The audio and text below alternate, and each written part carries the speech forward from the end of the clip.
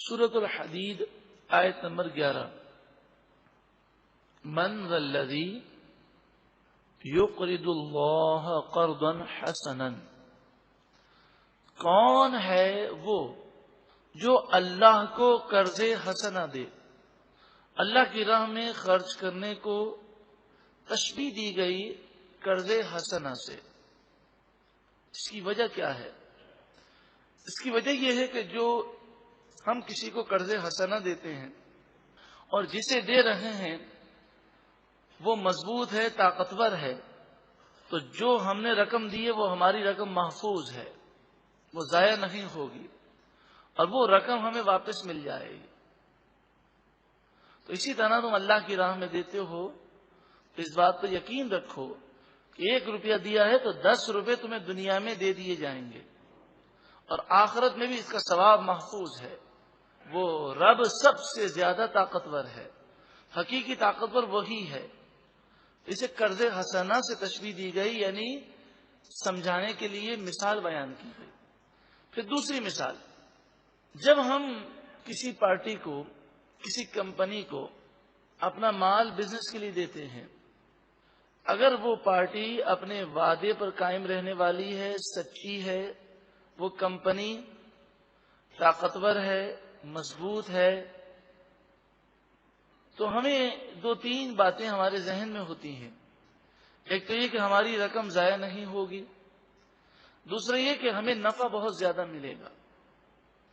رب العالمین سے بڑھ کر کوئی طاقتور نہیں ہے، حقیقی اختیار اور طاقت تو اسی کے پاس ہے.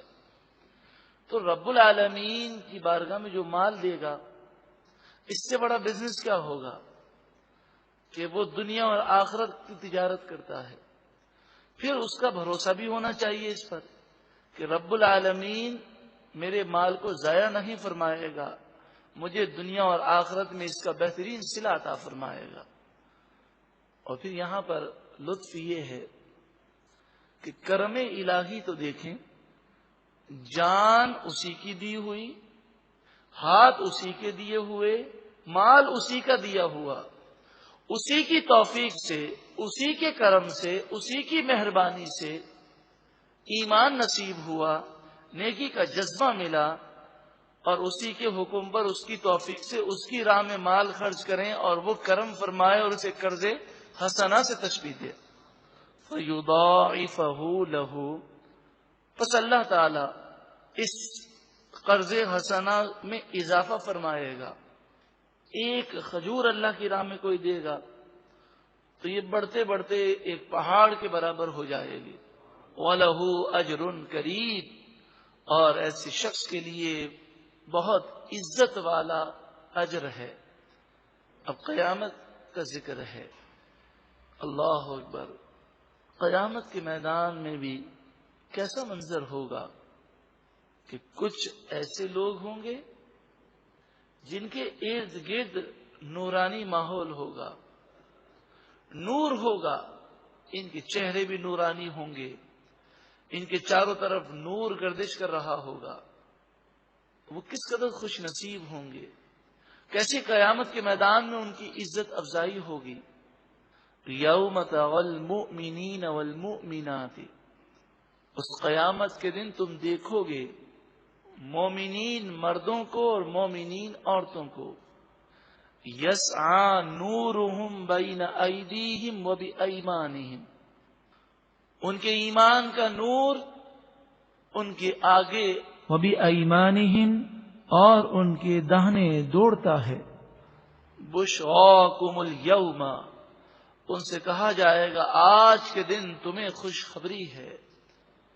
جنات تجری من تحتها الانہار، جنتیں ہیں تمہارے لیے، باغات ہیں جن کے نیچے نہریں رواں دواں ہیں. یعنی سکون، چین، اطمینان کا وہ مرکز ہے جہاں تمہیں ہمیشہ رہنا ہے، جہاں کوئی تکلیف نہیں ہے. خالدین فیہا، ہمیشہ ہمیشہ ان باغات میں رہنا ہے. ذالک ھو الفوز العظیم، یہی سب سے بڑی کامیابی ہے. یوم یقول المنافقون، والمنافقات، اس قیامت کے دن منافق مرد اور منافق عورتیں وہ کہیں گے للذین آمنوا، ایمان والوں سے کہیں گے انظرونا، ذرا ہماری طرف نظر کرم کرو، ذرا ہمیں ایک نظر دیکھو، شاید تمہارے دیکھنے سے تمہارے ارد گرد گھومنے پھرنے والا جو نور ہے، تمہارے چہرے تمہارے جسم نورانی ہے، تمہارے چاروں طرف نور ہے، تمہارے دیکھنے سے شاید وہ نور ہمیں بھی کچھ مل جائے. نقتبس من نورکم، تاکہ ہم تمہارے نور سے کچھ حاصل کر لیں. قیلا، ان سے کہا جائے گا ارجعوا، ہمارے دیکھنے سے تمہیں نور نہیں ملے گا، ہم وہاں کھڑے تھے اس مقام پر، ہمارا حساب کتاب ہوا ہے اور وہاں سے ہمیں نور ملا ہے، تو تم بھی وہاں جاؤ اور وہاں جا کر دیکھو تمہیں نور ملتا ہے. ارجعوا، تم پلٹو، وراءکم، اپنے پیچھے جہاں نور کی تقسیم ہوئی ہے، فالتمسوا نورا، پھر تم نور تلاش کرو. یہ نور تو ان منافقوں کو نہیں مل سکے گا، کیونکہ یہ تو ایمان کا نور ہے، یہ تو اسے نصیب ہوگا جس کا خاتمہ ایمان پر ہوا ہوگا. یہ تو قرآن کا نور ہے، یہ تو نیک اعمال کا نور ہے. فَضُرِبَ بَيْنَهُمْ بِسُورٍ لَهُ بَابٌ، پس ان کے درمیان ایک چار دیواری قائم کر دی جائے گی. یعنی پیچھے ہٹ کر جب دوبارہ آئیں گے تو اب انہیں مومنین نظر نہیں آئیں گے. مومنین کے چاروں طرف ایک پردہ آ جائے گا. اب منافقین جب اس طرف دیکھیں گے تو انہیں وہ پردہ حائل نظر آئے گا. وہ اب مومنین کے نور کو دیکھ کر بھی لذت کو حاصل نہیں کر سکیں گے. بابن، اس چار دیواری میں، اس آڑ میں ایک دروازہ ہوگا جسے قرآن پاک نے سور قرار دیا. سور کی مراد ہے دیوار. جیسے ایک شہر ہوتا ہے تو شہر کی چاروں طرف جو باؤنڈری بنتی ہے یا باغ کے چاروں طرف جو باؤنڈری ہوتی ہے اسے سور کہتے ہیں. سور المدینہ، شہر کی باؤنڈری. تو وہ چاروں طرف جو باؤنڈری ہوگی اس باؤنڈری میں ایک دروازہ ہوگا جس دروازے سے یہ ایمان والے جنت میں داخل ہوں گے، اور جس طرف منافقین ہوں گے اس طرف جہنم کا راستہ ہوگا. باطنہ فیہ الرحمہ، اس باؤنڈری کے اندر جو کچھ ہوگا وہ تو مومنین ہوں گے. تو باطنہ، اس چار دیواری کا باطن، اندرونی حصہ، فیہ الرحمہ، اس میں رحمت ہوگی، اللہ کا کرم ہوگا، اللہ کا فضل ہوگا. یہ بھی منافقوں کو اذیت دینے کے لیے ایسا کیا جائے گا. یعنی کسی پر انعام اور اکرام کی بارشیں ہو رہی ہوں اور باہر سے کوئی محسوس کر رہا ہو لیکن وہ دیکھ نہ سکتا ہو تو اسے کیسا تجسس ہوگا اور کتنی حسرت ہوگی کہ نہ جانے کیا کیا برکتیں انہیں مل رہی ہیں. وَظَاهِرُهُ مِنْ قِبَلِهِ الْعَذَابُ، اور اس چار دیواری باؤنڈری کا جو ظاہر ہوگا، باہر کا حصہ ہوگا، اسی کی طرف عذاب ہوگا. یعنی منافقین اس جگہ پر ہوں گے جہاں سے وہ جہنم کی طرف جائیں گے. ینادونہم، اب چونکہ منافقوں کو مومنین نظر نہیں آئیں گے تو وہ پریشان ہو کر تجسس میں اور حسرت کے باعث مومنوں کو پکاریں گے. ینادونہم، وہ انہیں پکاریں گے. الم نکم معکم، کیا ہم تمہارے ساتھ نہ تھے؟ تمہارے ساتھ کھاتے پیتے، تمہارے ساتھ زندگی گزارتے. آج تم پر یہ رحمتوں کی بارشیں ہیں اور تم نے ہمیں پہلے پیچھے بھیجا اور جب واپس آئے تو دیوار حائل ہو گئی. الم نکم معکم، ارے ہم تمہارے رشتہ دار تھے، ارے ہم تمہارے محلے میں رہتے تھے، آج تم ہمیں پوچھتے نہیں ہو. قالوا، وہ نیک مومنین کہیں گے بلا ہاں کیوں نہیں، تم ہمارے قریب تھے، محلے میں تھے، ہمارے کاروبار میں ساتھ تھے، لیکن وَلَٰكِنَّكُمْ، ہاں لیکن فَتَنْتُمْ أَنفُسَكُمْ، تم نے اپنی جان کو فتنے میں ڈال دیا۔ تم ایمان کا اظہار کرتے تھے، ہم تمہیں مومن سمجھتے تھے، لیکن آج پتہ چلا کہ تمہارے دل میں ایمان نہیں تھا، تمہارے دل میں حضور کی تعظیم و توقیر نہ تھی۔ کیونکہ جن منافقوں کا ذکر کیا گیا یہ اصل میں مدینہ منورہ میں رہنے والے منافقوں کی مذمت میں آیت کریمہ ہے، کہ جو حضور کے پیچھے نماز تو پڑھتے تھے اور کلمہ توحید بھی پڑھتے تھے، توحید کے بڑے علمدار تھے، مگر وہ حضور کی بے ادبی اور توہین اپنے دل میں رکھتے تھے۔ وَلَٰكِنَّكُمْ فَتَنْتُمْ أَنفُسَكُمْ، ہاں لیکن تم نے اپنی جانوں کو فتنے میں ڈالا، اپنے دل کو ایمان کے نور سے منور نہ کیا۔ تم نے ایمان کو اور اسلام کو ظاہر تو کیا، لیکن دل میں یہ ساری چیزیں نہ تھیں۔ وَتَرَبَّصْتُمْ، اور تم ہمارا انتظار کرتے رہے کہ کب مسلمان ذلیل و رسوا ہوں تو تم پھر اپنے کفر کا اظہار کرو۔ وَارْتَبْتُمْ، اور تم دین اسلام میں شک رکھتے اور تم ایسے کام کرتے رہے۔ وَغَرَّتْكُمُ الْأَمَانِيُّ، اور تمہیں من گھڑت باتوں نے دھوکے میں ڈالا، تم عجیب و غریب قسم کے خیالات رکھتے تھے۔ یعنی قرآن، حدیث طیبہ، صحابہ کرام، تابعین، تبع تابعین، بزرگان دین کی زندگیاں ہمارے لیے مشعل راہ ہے۔ جب انسان امانی پر چلتا ہے جیسے آج ہو رہا ہے کہ قرآن کو اپنی عقل کے مطابق ڈھالنے کی کوشش کرنا، اپنے آپ کو، اپنی عقلوں کو قرآن حدیث اور بزرگان دین کی سیرت اور ان کی زندگی کے مطابق ڈھالنے کی کوشش نہیں کی جاتی، بلکہ جیسی ان کی مرضی ہے، جیسے ان کے خیالات ہیں، تو قرآن کی آیت پڑھ کر اس کا مفہوم بھی وہی بتانے کی کوشش کی جاتی ہے۔ حتی جاء امر اللہ، یہاں تک کہ اللہ کا حکم آ گیا۔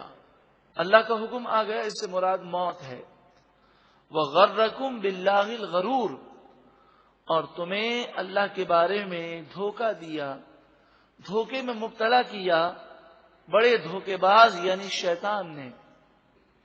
فَالْيَوْمَ، پس آج کے دن، لَا يُؤْخَذُ مِنْكُمْ فِدْيَةٌ، تم سے کوئی فدیہ نہیں لیا جائے گا، یعنی مال لے کر جان چھوٹ جائے ایسا آج نہیں ہوگا۔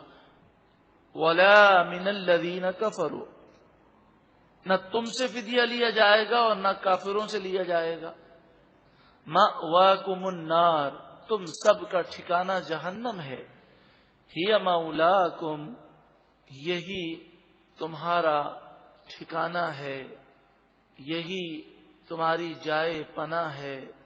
وَبِئْسَ الْمَصِيرُ، بہت بری جگہ ہے پلٹنے کی۔ اب جو آیت کریمہ ہے یہ وہ آیت ہے جس نے بے شمار لوگوں کی زندگیوں میں انقلاب برپا کر دیا۔ حضرت فضیل بن عیاض رحمت اللہ تعالی علیہ، آپ وقت کے بہت بڑے ڈاکو تھے، اس قدر بڑے ڈاکو تھے کہ آپ کے علاقے میں اگر کسی کو معلوم ہو کہ یہ فضیل بن عیاض کا علاقہ ہے تو کوئی قافلہ وہاں سے گزرنے کی جرت نہ کرتا، اتنے بڑے ڈاکو تھے۔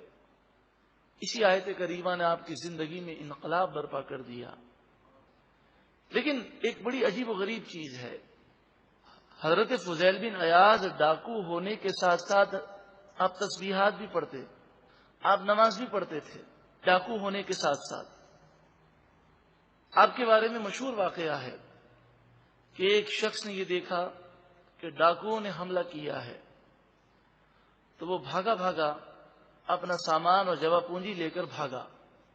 اس نے دیکھا کہ مصلی پر ایک شخص بیٹھا ہے اور وہ تسبیح گھما رہا ہے اور اللہ کی عبادت میں لگا ہے۔ تو اس نے جا کر کہا کہ ڈاکوؤں نے حملہ کیا ہے، یہ مال آپ لے لیجئے، امانتاً رکھ لیجئے۔ انہوں نے رکھ لیا۔ پھر جب وہ واپس گیا تو ڈاکوؤں نے اسے گرفتار کر لیا اور تمام مسافروں کو گرفتار کر کے مال کی تقسیم کے لیے حضرت فضیل بن عیاض کے پاس آئے۔ اس نے جو دیکھا کہ یہ تو بہت بڑے ڈاکوؤں کا سردار ہے، مجھے کیا ہو گیا تھا کہ میں نے مال ان کے پاس رکھوایا۔ اور جب مال کی تقسیم ہو گئی تو حضرت فضیل بن عیاض نے اس کو بلایا اور کہا کہ بھئی یہ تمہاری امانت لے جاؤ، ہم امانت میں خیانت نہیں کرتے۔ تو اس نے کہا عجیب معاملہ ہے، ڈاکہ ڈالنا اتنا بڑا گناہ ہے، وہ آپ کو خیال نہیں آتا، اور امانت میں خیانت کی اتنی فکر ہے۔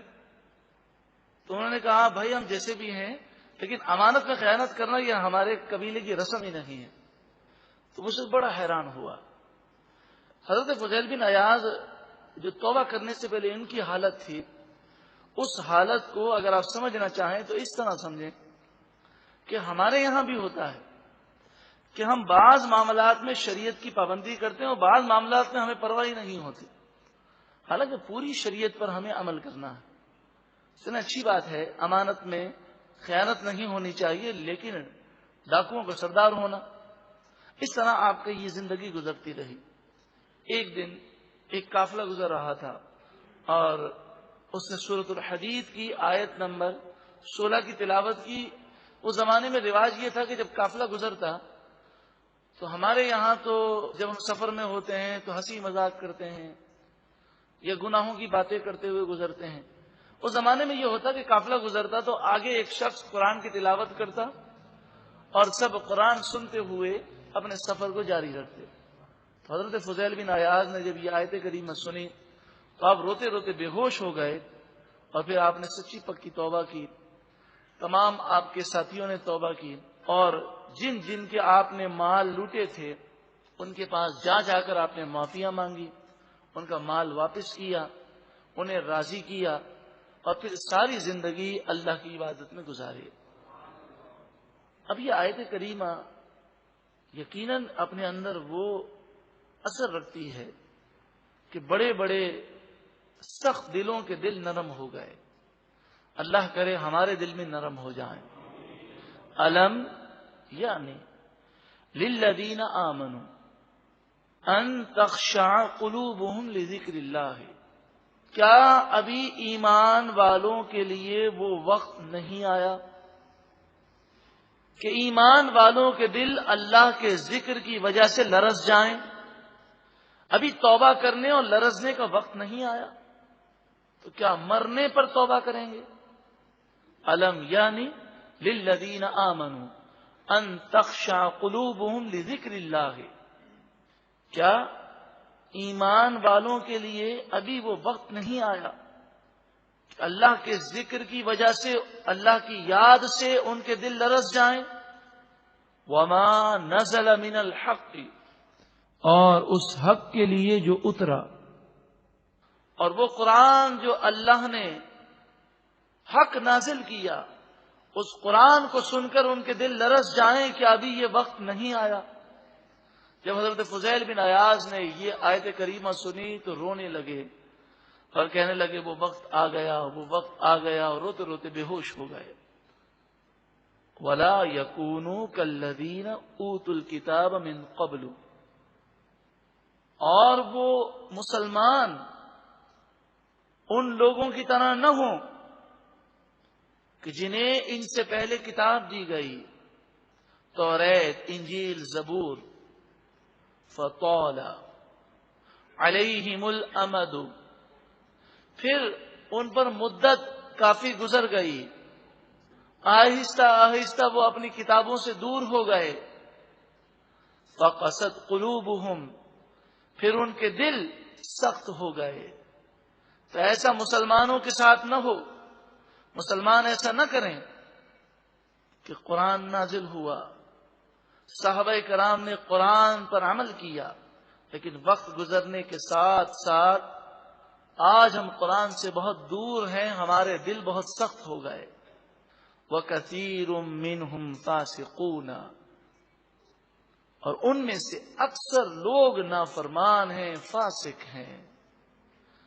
اب دیکھیں یہ آیت میں مسلمانوں کا ذکر ہے، اور مسلمانوں سے کہا گیا کہ قرآن کی وجہ سے اور اللہ کی یاد سے تمہارے دلوں کے لرزنے کا اور کانپنے کا اور توبہ کرنے کا بھی وقت نہیں آیا۔ پھر یہ فرمایا گیا کہ اہل کتاب کی طرح نہ ہو جانا کہ وقت گزرنے کے ساتھ ساتھ وہ اپنی کتابوں سے دور ہو گئے، تو کہیں تم بھی کتاب قرآن سے دور نہ ہو جانا کہ کہیں تمہارے دل بھی سخت نہ ہو جائیں، کیونکہ قرآن پاک سے دوری یہ قلب دل کی سختی کا باعث ہے۔ اے مالک و مولا تو ہمارے دلوں کو نرم کر دے، اور توبہ کا وقت اور لرزنے کا وقت اے مالک و مولا آج ہی کر دے، ہمیں سچی پکی توبہ نصیب فرما۔ اعلموا ان اللہ یحیی الارض بعد موتها، تم خوب جان لو بے شک اللہ تعالی زمین کو ویرانی کے بعد دوبارہ زندگی عطا فرماتا ہے، مردہ زمین کو زندہ فرماتا ہے، یعنی بنجر کو سرسبز و شاداب فرماتا ہے۔ اے مالک و مولا ہمارے دل کی بنجر زمین کو بھی سرسبز و شاداب کر دے، اور اس میں بھی نور کو داخل فرما دے۔ قد بینا لکم الآیات، بے شک ہم نے تمہارے لیے آیتیں خوب واضح روشن بیان کی، لعلکم تعقلون، تاکہ تم عقل رکھو سمجھو۔ یہ آیتیں روشن اور واضح کیوں ہیں؟ اس لیے تاکہ تمہیں سمجھ حاصل ہو۔ ہے کوئی سمجھنے والا؟ ان المصدقین والمصدقات، بے شک صدقہ کرنے والے، اللہ کی راہ میں مال خرچ کرنے والے مرد اور مال خرچ کرنے والی عورتیں، وَأَقْرَضُوا اللَّهَ قَرْضًا حَسَنًا، اور وہ لوگ جنہوں نے اللہ کو قرض حسنہ دیا، یضاعف لہم، ان کے لیے اس مال کو بڑھایا جائے گا دنیا میں بھی اور آخرت میں بھی، وَلَهُمْ أَجْرٌ كَرِيمٌ، اور ان کے لیے عزت کا اجر ہے، عزت والا صلہ ہے۔ وَالَّذِينَ آمَنُوا بِاللَّهِ وَرُسُلِهِ، اور وہ لوگ جو ایمان لائے اللہ پر اور اس کے رسولوں پر، اولئک هم الصدیقون، یہی لوگ سچے ہیں، والشہداء عند ربهم، اور یہی لوگ اپنے رب کے پاس شہداء ہیں، گواہ ہیں۔ انہیں یہ مقام و مرتبہ دیا جائے گا کہ کل بروز قیامت انہیں اعزاز ملے گا، یہ گواہی دینے کے لیے کھڑے ہوں گے، ان کی گواہی اور ان کی باتیں سنی جائیں گی۔ لہم اجرہم، انہی کے لیے ان کا اجر ہے، ونورہم، اور ان کا نور ہے۔ بار بار نور کا ذکر ہے۔ اے اللہ ہمارے دل کو نور کر دے، سختی کو دور کر دے، اپنا قرب دے کر دوری کو دور کر دے۔ والذین کفروا، اور وہ لوگ جنہوں نے کفر کیا، وکذبوا بآیاتنا، اور ہماری آیتوں کو جھٹلایا، اولئک اصحاب الجحیم، یہی لوگ جہنمی ہیں۔ یا اللہ ہمیں کفر سے اور برے خاتمے سے محفوظ فرما۔ ایک مرتبہ محبت کے ساتھ درود و سلام پڑھیں، اللہم صلی علیہ وسلم۔